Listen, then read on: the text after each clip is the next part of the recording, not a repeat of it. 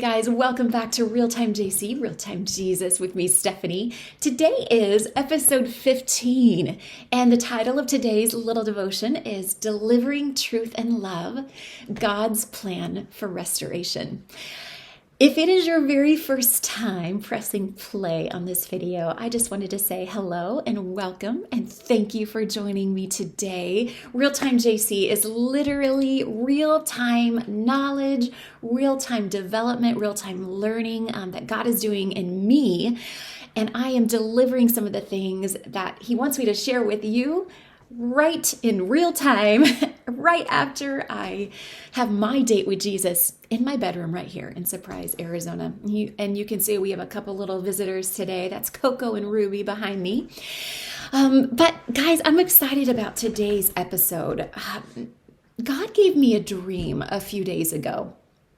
And in that dream, and I'm going to share that with you right now. In that dream, I was at what seemed to be like a church event, maybe an old-fashioned church event. It was more like, it was outside and inside, and there were people walking all around. It was like a park type feel, and then like a kitchen area and area to sit down, like a big area with tables and things on the inside.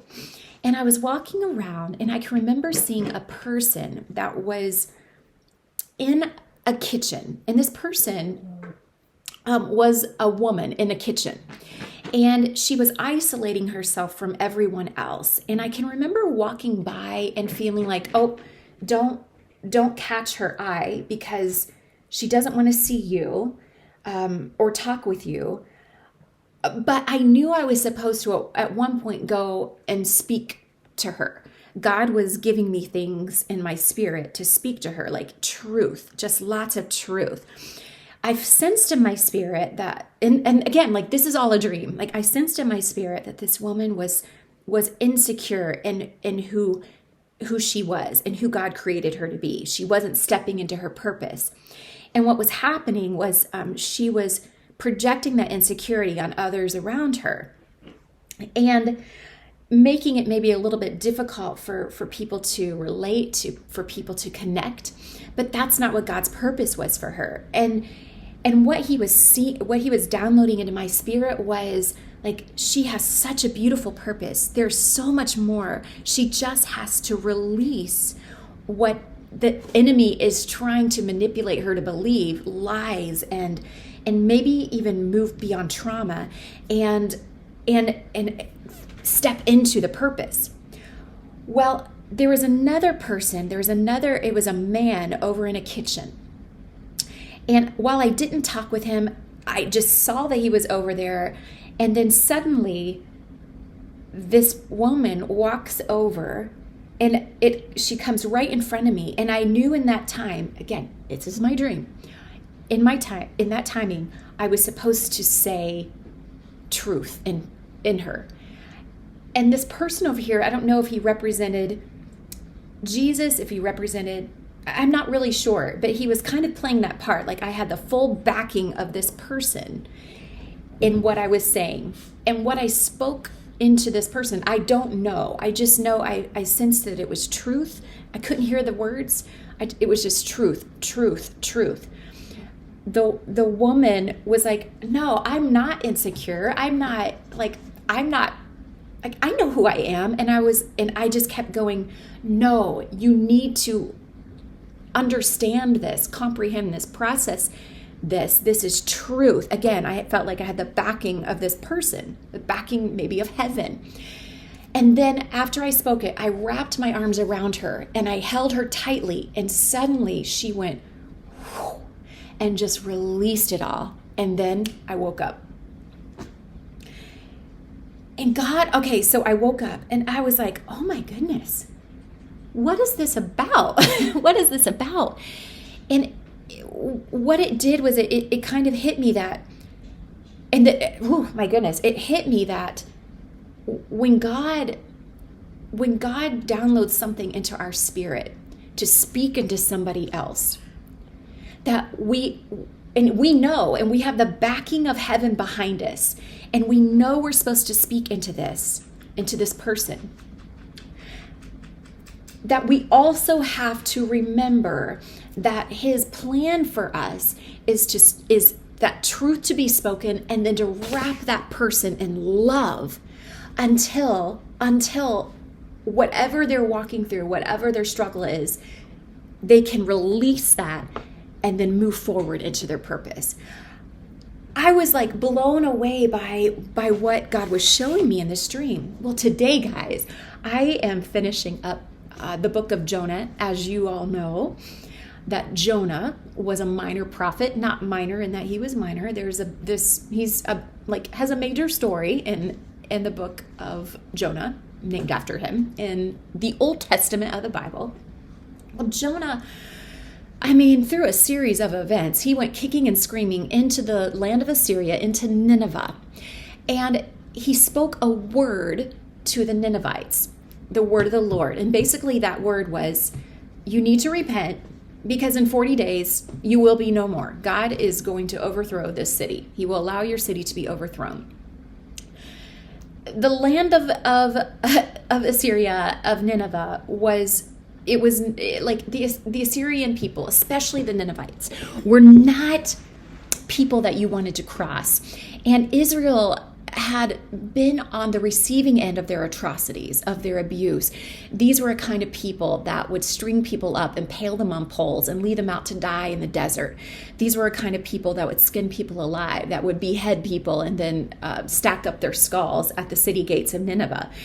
They were not good people at all, like literally at all. There is nothing good about them other than they were great merchants. They were known for being just like trading throughout their modern world was at that time. So Jonah went in kicking and screaming. He didn't want to do it. These are the people that may have even killed some of his own close friends or family members. And he felt like they didn't deserve to be saved. They didn't deserve love. But after a series of events where Jonah almost died by being disobedient to God, he went into the city of Nineveh. Turns out the Ninevites repented, and they completely believed Jonah and completely turned around and were worshiping God, and were just on their hands and their knees, and were repenting. They realized what they were doing and that it was wrong. Well, Jonah, he was like, oh, okay, I'm done. I'm out. So he goes outside of the city and camps out there and isn't a part of their restoration, of their healing. He doesn't want to be a part of it. He doesn't want them to see the love of God. And how many of us, this story today just reminded me of how many of us walk through life, and while finally we go kicking and screaming and we talk about truth and we deliver something that we know we're supposed to do.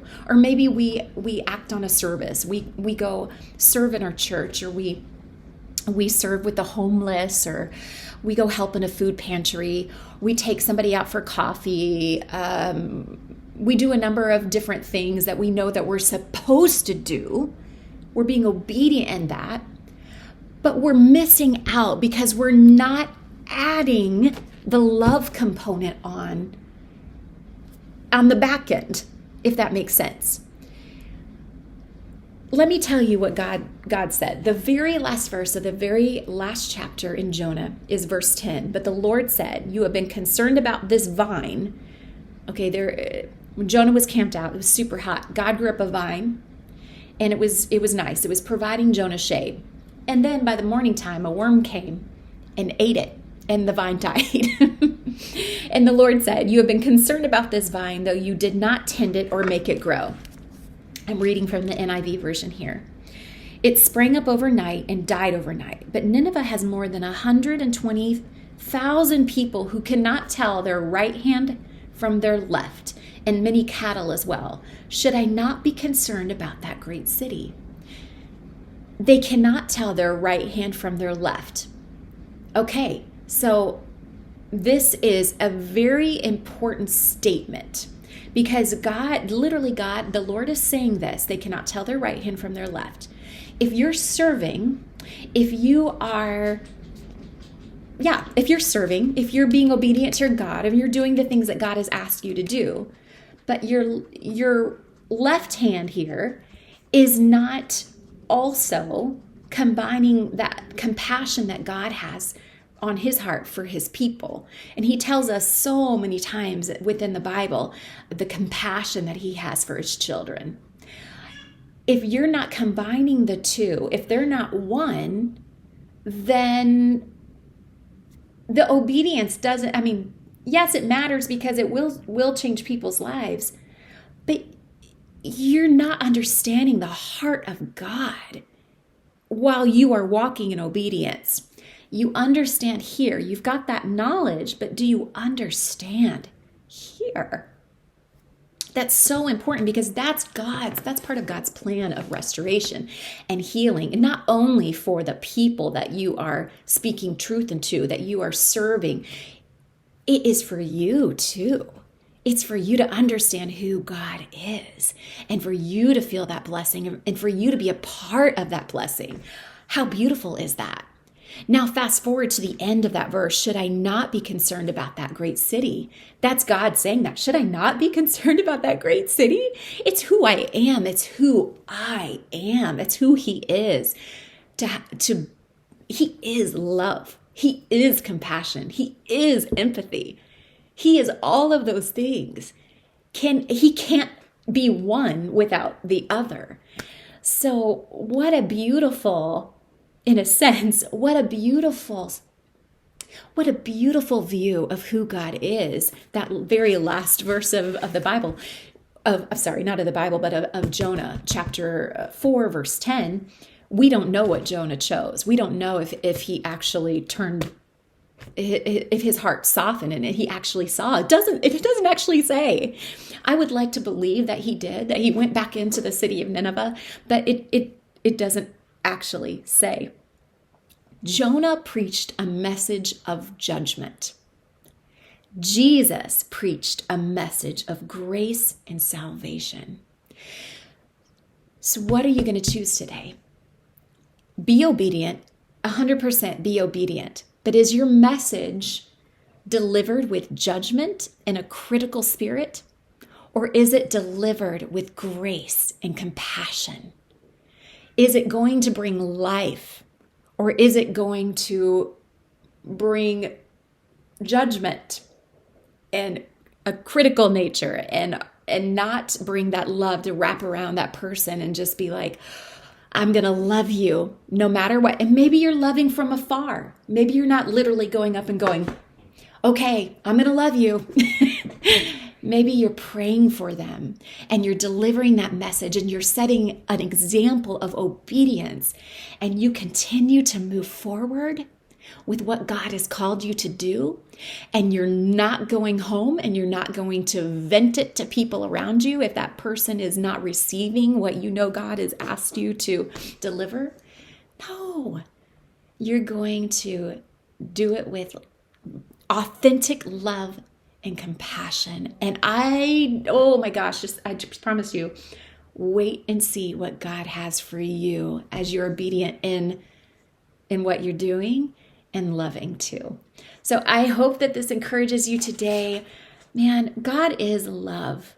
God is love. And we just have to ask ourselves, do we have the compassion that he has for those who are lost, but also for those who know Jesus, but maybe have wronged you and still need the love of God through it? Because you don't know what your part is in their release. And guys, I would rather be on I'm going to love that person to death, even if they don't like me. I'm going to do that. And I'm going to be on this side of the release instead of the other side. Okay. Goodness. And if you have any questions, please feel free to reach out to me. If you don't know God and you don't know, or if you've never felt that love and compassion from those around you, and you've only been spoken just like what they think is truth, and it's just coming at you, and it's like what we call Bible beating, reach out to me. I want you to know who God is. And his desire is for you to know who he is. I will see you next time. Don't forget to subscribe. I guess if you say it 3 times, maybe it kicks in more. I don't know.